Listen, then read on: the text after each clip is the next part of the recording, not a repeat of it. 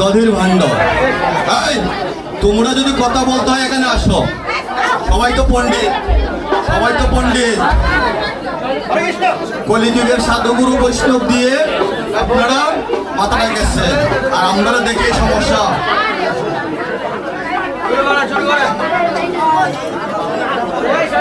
মুখ করতে দই দেখলে ভয় পায়, এই হলো সমাজ আমাদের।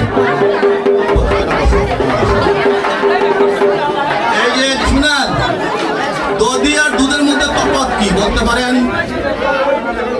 এই কত বলবো না, দধি এবং দুধের মধ্যে তফাৎটা কি?